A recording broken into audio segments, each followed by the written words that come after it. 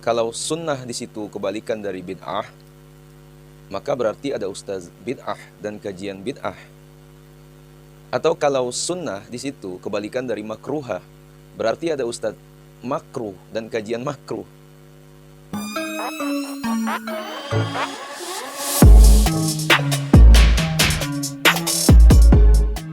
Bismillahirrahmanirrahim. Alhamdulillahilladzi an'amana bi ni'matil iman wal islam wa nusalli wa nusallimu ala khairil anam sayyidina Muhammad wa ala alihi wa sahbihi ajma'in, amma ba'du.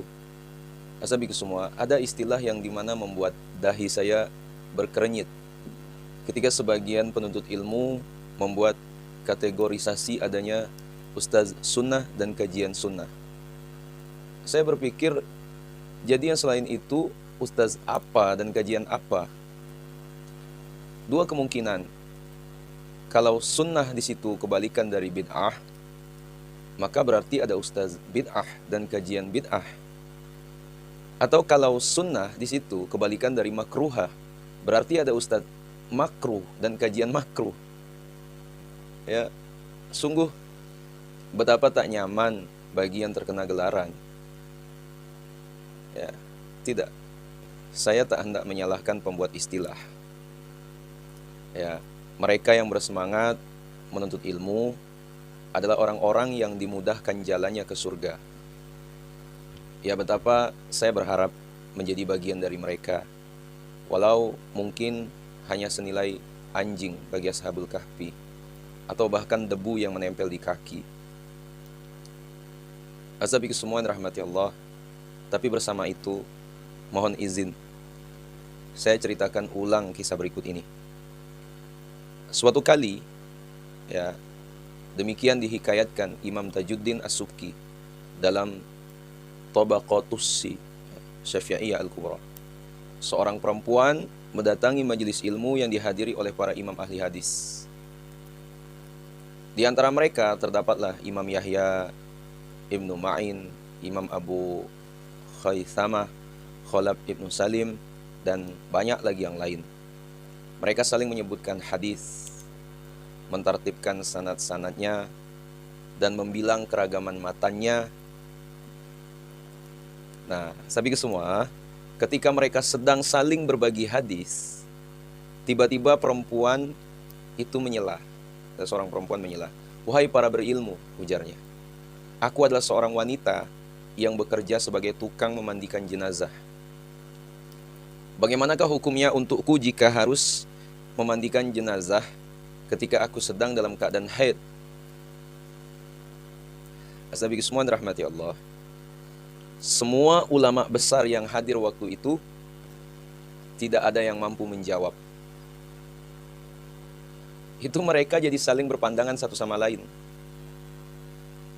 Dalam benak mereka, tak satu pun hadis yang dapat digunakan langsung untuk menjawab persoalan itu. Ketika majelis itu terjeda hening, ya, karena tetap tak ada jawaban yang dinantikan, tiba-tiba masuklah Imam Abu Thawr, murid Imam Asy-Syafi'i. Di antara ulama yang ada di sana pun lalu menunjuk ke arah beliau, sembari berkata kepada tukang memandikan jenazah tersebut, "Tanyakanlah kepada orang yang baru datang itu, sebab beliau adalah murid dari pemilik akal separuh penduduk dunia." Asabiq semua, perempuan itu pun menoleh dan mendekat kepada sang imam. Ditanyakanlah hal serupa yang sungguh merisaukan dirinya. "Bolehkah wanita haid memandikan jenazah?" Asabiq semua, bagaimana respon Imam Abu Thawr? Imam Abu Thawr tersenyum. "Tentu saja boleh, tidak ada masalah," ujarnya. "Kamu boleh memandikan jenazah itu dengan dalil hadis yang diriwayatkan oleh Utsman bin Al-Ahnaf dari Al-Qasim Ibnu Muhammad Ibnu Abi Bakar dari Aisyah radhiyallahu anha, bahwa Nabi Shallallahu alaihi wasallam pernah bersabda, 'Adapun haidnya dirimu bukanlah berada di tanganmu.' Dan juga berdasarkan perkataan ibunda kita Aisyah, Aku pernah menyirami, membasuh, dan membersihkan kepala Rasulullah Shallallahu Alaihi Wasallam dengan air, lalu menyela-nyela rambut beliau, menyisir, serta meminyakinya. Padahal waktu itu aku dalam keadaan haid. Apabila kepala orang hidup saja, dan bahkan adalah Nabi, simpul Imam Abu Thawr, boleh disiram, dibasuh, dan dibersihkan oleh wanita yang sedang haid, apalagi orang yang sudah mati, ya, tentu kebolehannya lebih jelas lagi. Tapi semua mendengar jawaban yang sangat jeli itu, serta merta para ahli hadis yang hadir waktu tersebut berebutan membacakan hadis yang telah disebutkan oleh Imam Abu Thawr dari segala turuk atau jalur periwayatan yang ada pada mereka. Ya, salah satunya berkata, telah menceritakan si fulan kepadaku. Yang lain menimpali, kami mengenalnya melalui riwayat si fulan. Sampai akhirnya mereka membahas derajat berbagai macam riwayat hadis tersebut. Nah, sahabat semua yang rahmati Allah Subhanahu wa taala, melihat hal ini, si tukang memandikan jenazah berkata heran, "Aduhai, kemana saja kalian sebelum ini?" Sahabat semua, kisah ini sama sekali bukan dalam rangka merendahkan kedudukan para imam ahli hadis yang mulia. Tidak. Ya. Ini hanya gambaran penting atas apa yang disampaikan Imam Asy-Syafi'i. Ya. Beliau menyatakan bahwa ahli fikih itu bagaikan dokter yang bukan hanya tahu tentang khazanah obat, melainkan juga kondisi pasiennya. Sementara itu para ahli hadis adalah apotekernya. Ya. Sudah seharusnya mereka bekerja sama, bukan saling menjauh dan saling mengatakan bahwa yang satu tak paham obat, yang lain tak mengerti pasien, atau mengatakan bahwa ahli fikih banyak membuat bid'ah.